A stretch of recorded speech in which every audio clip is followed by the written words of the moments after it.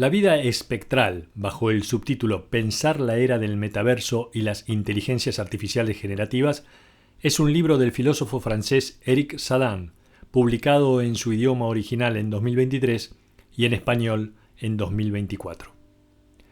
En enero de 2007, Steve Jobs presentó al mundo un objeto que dijo sería una innovación que lo cambiaría todo.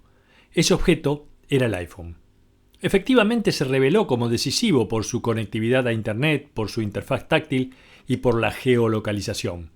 Pero sobre todo porque integra todas las aplicaciones para indicarnos todo el tiempo lo que debemos hacer, con el objetivo a largo plazo de cubrir totalmente nuestra vida cotidiana. Para lograrlo, se apoyó en el avance de la inteligencia artificial, generando una especie de sintoísmo algorítmico. Shinto en japonés significa el camino de los dioses. La pandemia del COVID generó un terremoto social y cultural y nos puso frente a una evidencia que solemos olvidar. Somos vulnerables. Pero en ese marco surgió un episodio que finalmente fue la principal consecuencia social y civilizatoria de la pandemia. La transferencia cada vez más amplia de segmentos de nuestra existencia a un entorno hecho solamente de píxeles. Todo se empezó a hacer online y la humanidad se fue sumergiendo en una atmósfera espectral, aumentando la cada vez más impersonal y descarnada dimensión humana hasta vivir en una sociedad fantasma. Mark Zuckerberg fue el primero en adelantarse y hablar de crear un entorno totalmente digital, el del metaverso, y sus palabras lejos están de ser divagaciones futuristas. ¿Cómo no relacionarlo con la saga Matrix? Pero a diferencia de Matrix, que planteaba la existencia de un poder omnipotente que manipulaba las mentes sin que las personas tomaran conciencia del simulacro en el que vivían, el metaverso que propone Zuckerberg permite consumar nuestras intenciones sin resistencia, sin ninguna dimensión coercitiva para entrar en él. Estamos entrando en la era del integrismo digital, donde nuestra vida cotidiana está totalmente balizada, con un devenir alejado del azar, un mundo feliz rodeado de píxeles y gestionado por inteligencia artificial. Un mundo en el que nuestras vidas están gobernadas algorítmicamente. Un régimen de existencia calculado, cuantificado, parametrizado y diseñado mediante el análisis de nuestros comportamientos. Las acciones que realizamos, las palabras que pronunciamos, el recorrido de nuestra mirada, nuestra frecuencia cardíaca, nuestros estados emocionales, flujos fisiológicos y psicológicos capturados mediante la inteligencia artificial. Las nuevas generaciones nacidas a partir de 1997, criadas en el entorno digital, corren el riesgo de acurrucarse sin ningún espíritu crítico en este plasma que parece libre de coerción y que les permite suponer que tienen el poder. Estamos en la anteúltima etapa del etos del acompañamiento algorítmico de nuestras vidas.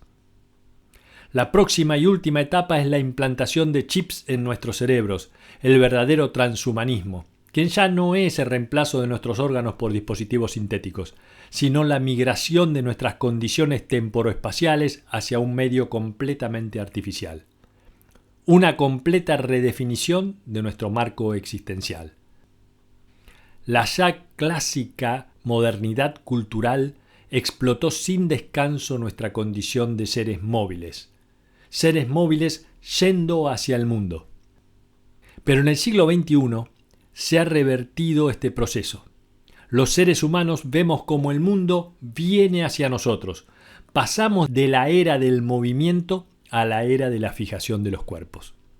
Economía de datos y de plataformas, productos y servicios al alcance de la mano, entregas a domicilio, vehículos que nos vienen a buscar, videos en nuestras pantallas, música en nuestros oídos.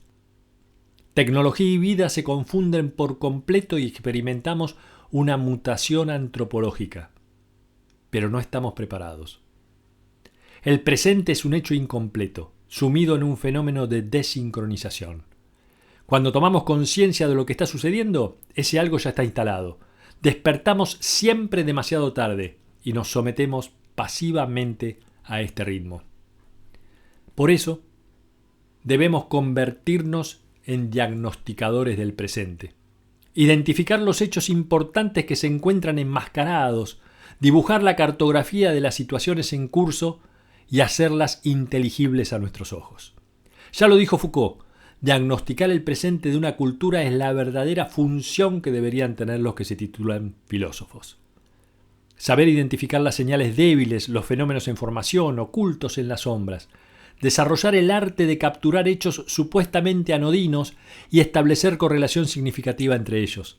Hacerse evidente, como decía Rimbaud, capturando los hechos en el momento en que comienzan a manifestarse, movilizando nuestra responsabilidad. Debemos hacer todo lo que no hemos hecho. Luego de la Segunda Guerra Mundial hubo científicos que, viendo los daños ocasionados y la intención de evitar revivir semejante desastre, creyeron en un axioma para protegerse: crear sistemas computacionales que pudieran administrar lo mejor posible la complejidad de los asuntos humanos. Y lo hicieron intentando asemejarla a la forma superior de la inteligencia, nuestro cerebro. Surge así la primera era cibernética. La informática crea sistemas destinados a recopilar, almacenar e indexar la información para su posterior manipulación. Estos dispositivos comienzan a cartografiar nuestros gestos y movimientos, buscando predecir fenómenos y efectuar pronósticos. Fue el resultado de una ideología técnico-económica, y también política, que se estructuró a partir del último tercio del siglo XX. Hacer depender de programas el avance del mundo, afectando la organización de los asuntos humanos. Organizar la posición de los cuerpos en el lugar adecuado para que generen mayores ganancias, convirtiendo a la sociedad entera en un programa pasible de manipular sus trayectorias. No se buscaba controlar como dominio, se buscaba analizar los movimientos de cuerpos y cosas, persiguiendo objetivos más lucrativos. El capitalismo tardío se profundizó hasta dar forma al giro neoliberal en la década de 1980, y junto con él un fenómeno fundamental en este mecanismo: la pantalla. Obreros y burgueses se amontonarán frente al televisor para dejarse humillar, y no nos quedará sino la impotencia de la desesperación, decía Pasolini en 1973. La pantalla de la televisión se había convertido en el objeto privilegiado de nuestra atención, dentro del espacio doméstico, que se organiza en torno a la televisión, produciendo una incipiente separación de las personas, como cuando la pantalla comienza a participar en la cena familiar. Fue la primera señal. Muy pronto el consumo de imágenes dio forma a un nuevo régimen de esparcimiento y un oasis de distracción para las masas que no requería de demasiados esfuerzos cognitivos. Pero en los 80 se producirá el salto que Pasolini no llegará a ver. Otro tipo de pantalla ejercerá el control sobre las mentes y cuerpos, pero no solo para la distracción, sino para la organización y racionalización de las actividades, y el horizonte de nuestras existencias comenzará a construirse por píxeles. La presencia de la computadora absorbe toda nuestra atención y se produce un tabicamiento entre las personas. Lugares llenos de individuos sentados frente a su máquina, uno al lado de los otros. Paul Virilio lo avisora y sentencia: la humanidad urbana se convierte en una humanidad sentada. Sigmund Freud había teorizado que el avance de la civilización se sostuvo en la centralidad del sentido de la vista, consecuencia de haber separado sobre sus dos piernas, debilitando el sentido del olfato, pero potenciando lo vinculado con sus retinas. El privilegio de lo retiniano sufrió un brusco salto con la llegada de Internet, con un profundo cambio en el comportamiento, porque de la pasividad pasamos a la interactividad con la pantalla. Una embriagadora sensación de libertad nos empuja a navegar sin fin a lo largo de la red, buscando distracción, cultura, comunicación o compras. La idea de una adicción a la pantalla no por repetida es correcta, dice Saddam, porque falla en lo esencial. Estas tecnologías de carácter hipnótico están destinadas a generar un nuevo etos, sentar a la humanidad con la finalidad de estimular la optimización y generar ganancias. La pantalla se constituye en factor de una cierta racionalidad económico y social actualmente dominante. Esta situación se verá superada por la aparición de una novedad esencial: la pantalla táctil, y por primera vez en la historia de la técnica se logra una ligazón tan esencial entre dos entidades, una humana y otra maquinal, la piel de nuestra mano y la superficie del dispositivo. Pero dice Saddam que el smartphone no se transforma en una prótesis de nuestro cuerpo, porque no estamos frente a un fenómeno de incorporación, sino de circulación. Entre la mano y el dispositivo se produce una circulación de flujos emocionales, cerebrales y sensitivos desde el ser humano, flujos eléctricos, computacionales, informacionales desde el dispositivo. Actuamos con el teléfono como si fuésemos sus amos absolutos. Lo manipulamos a nuestra voluntad día y noche, Pero Él hace venir el mundo hacia nosotros y nos lleva de las narices con su poder de recomendación. Persona y smartphone adquieren un modo de existencia indisociable, una loca pasión recíproca. Todo fuera de campo se ve eclipsado, sea en la calle, en el transporte o dentro del hogar. Como si nos encontráramos en la oscuridad absoluta, hipnotizados por la pantalla ardiente, en relación consanguínea.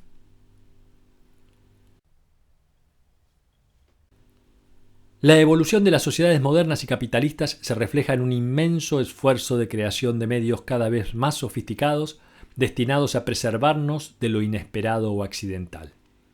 Aunque ese objetivo nunca podrá ser absoluto, porque los imponderables están siempre presentes, como lo demuestran las torres gemelas volando por los aires o la central nuclear de Fukushima destruida por un cataclismo. Lo imprevisible acecha en un mundo que se pretende bajo control, y en ese mundo el avance tecnológico se vive como la oportunidad de capturar al genio de lo inesperado de una vez y para siempre, mediante la inteligencia artificial. La inteligencia artificial realiza un peritaje sobre lo real, capaz de enviar recomendaciones sobre la marcha a personas y organizaciones, como sucede con aplicaciones como Waze, que sugieren un itinerario en lugar de otro, o los robots que hacen trading algorítmico para comprar o vender activos financieros. La inteligencia artificial busca ubicar cada unidad en concordancia con cualquier otra, una potencia cognitiva y organizacional que trabaja para que todo encaje entre sí. La inteligencia artificial está refabricando lo real. La inteligencia artificial generativa y la inmersión pixelada no consisten en articularnos lo mejor posible con lo real, sino en modelar lo real para que nuestras trayectorias terminen superponiendo otro real a lo real. Un otro real adaptado a nuestras opiniones y deseos. Estamos inmersos en un surrealismo algorítmico. En 1981, Jean Baudrillard describía con agudeza un nuevo régimen de realidad, saturado por la proliferación de imágenes, convirtiendo a la pantalla en sustituto de la realidad. Si bien aquella mirada de Baudrillard fue una avanzada visionaria, hoy es obsoleta. Ya no estamos en el tiempo de la simulación de lo real. La inteligencia artificial está refabricando lo real, está construyendo una capa real por encima de lo real. Hay diferencias entre voluntad e intención. La voluntad se dirige a objetivos más amplios, como puede ser la voluntad de vivir una vida más sana, mientras que la intención apunta a un fin definido, digamos modesto, como puede ser la intención de comer menos dulces. La intención es algo más pragmático, circunstancial, realista. Por eso las tecnologías cognitivas, como la informática, responden a intenciones, y para ello se abocan al tratamiento de información con finalidades específicas. El código de programación está destinado a responder instrucciones, intenciones precisas que se encomiendan a algoritmos. Lo digital es un arte del detalle extremo. Miles de aplicaciones dan cuenta de este rasgo utilitarista de la información. La capacidad de los sistemas para responder a nuestras intenciones le da forma a nuestras realidades, que dependen cada vez más de datos, algoritmos y cálculos. Tanto hemos dado instrucciones a las máquinas y dejar que ellas se las dieran a sí mismas, que ahora nosotros recibimos instrucciones de las máquinas. Nuestras acciones se encuentran en un estado en el que no sabemos si dependen de nuestra voluntad, de robots todopoderosos o de espectros que se dirigen a nosotros para guiar nuestras conductas. Ya lo dijo Paul Valéry en 1945. Estar en el poder es poder hablar como amo. Es disponer del discurso de la palabra que será obedecida. Y este es el caso de ChatGPT. ¿Quién puede creer que ChatGPT está diseñado para entregarnos textos desprovistos de intención? Redactarán nuestros mensajes, cartas y discursos, establecerán la lista de las compras, planificarán nuestras jornadas, programarán nuestras actividades, producirán relatos, guiones, películas, canciones. Es imposible distinguir lo que fue filmado de lo que fue fabricado. Cada píxel fue recompuesto mediante cálculos y manipulaciones. El resultado es algo real y real. Lo que caracteriza a la imagen en la historia de la humanidad es que algo preexistente se reproduce de mil maneras. Por eso, es un error suponer que la pintura abstracta es irreal, porque lo que hace es, a partir de la referencia sobre lo real, dar paso a otro tipo de realidad, liberada del referente y hecha de formas. La inteligencia artificial generativa procede exactamente al revés. No tiene referencia con lo real porque se vale de bases de datos que contienen millones de imágenes y textos. Puede producir una imagen a partir de un enunciado prescriptivo. Decía Auguste Renoir que aprendemos a pintar en los museos, mirando las obras del pasado, porque los legados de la historia no pueden ser abordados como si fueran una base de datos, sino realizaciones retomadas y prolongadas en la forma de reapropiación cultural. Por primera vez en la historia, un modo de representación proviene de una traslación directa entre dos dominios simbólicos radicalmente distintos, lo verbal y lo icónico. Mientras el lenguaje es del orden de la significación, la imagen tiene que ver con la percepción, que puede despertar una reflexión, pero siempre previamente la imagen genera una sensación. Pero de ahora en más, con la inteligencia artificial generativa, una imagen se puede derivar directamente de instrucciones provenientes del lenguaje. Y una imagen no surge de instrucciones, sino de pensamientos, de sueños, de intentos, de vacilaciones y de fracasos. Un régimen generativo asentado en el dominio de la palabra sobre la imagen está en las antípodas del gesto artístico. Alumbra un horizonte sembrado de fake pictures y textos generados mediante algoritmos, y entramos en el reino de la indiferenciación que pronto incentivará un torbellino psiquiátrico donde una inteligencia artificial será destinada a verificar si ciertos textos o imágenes fueron creadas por otras inteligencias artificiales. Una carta da testimonio de la intención de mantener una relación a la distancia. Incluso la relación epistolar puede hacer más intensa la relación entre dos seres, como el teléfono que permitía hablar a la gente y mantener una sensación de cercanía. Lo mismo puede decirse de los programas de radio nocturnos que daban voz a una comunidad de almas. Pero en el nuevo siglo aparece el correo electrónico e introduce una facilidad extrema, casi milagrosa por los intercambios, con costos casi nulos. Estas nuevas prácticas se afianzaron de tal manera que relegaron al lugar de costumbres obsoletas al teléfono y a las cartas, coincidiendo con el incremento de las lógicas neoliberales que se alimentaban de la circulación de flujos de información y capitales.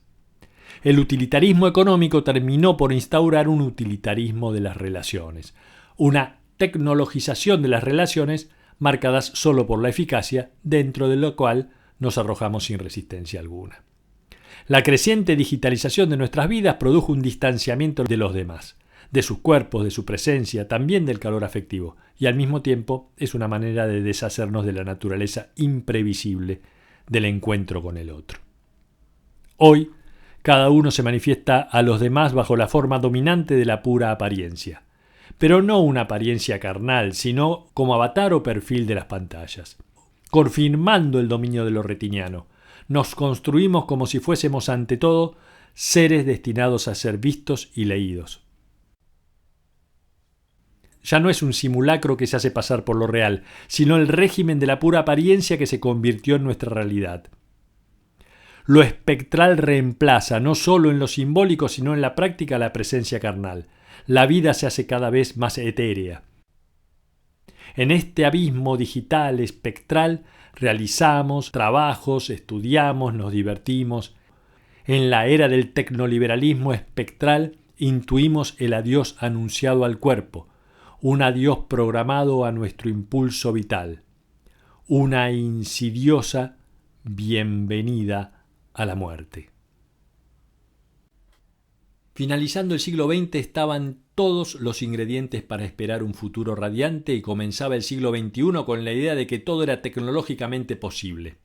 Una década después, la condición humana queda liberada de todo límite con la aparición de un milagro tecnoeconómico, la inteligencia artificial. Se generó la creencia de que el ser humano era el resultado de un error. Ya no se trataba de la idea de la lógica capitalista liberal del nada es imposible, sino de un nuevo credo: lo imposible ya no es relevante, que es una formulación que surge de una negación de lo real. Lo posible era lo que uno imaginaba realizable, lo imposible era lo impensable y lo inalcanzable. Pero llega el momento en que lo más inconcebible comenzó a ser pensado con la ideología transhumanista, que plantea hasta la posibilidad de eliminar la muerte, y que nuestros cerebros terminen siendo alojados en chips de silicio. Hoy nos preguntamos si haber aceptado semejante disparate con la boca abierta ¿no es acaso fruto de un estado psiquiátrico colectivo? O si bien se trata de la más desorientadora ingenuidad. La concepción de la muerte representa un indicador del espíritu de una sociedad. Cuando se considera que la muerte ya no forma parte de nuestra condición más esencial, estamos frente a una confusión y a una enorme manifestación de omnipotencia.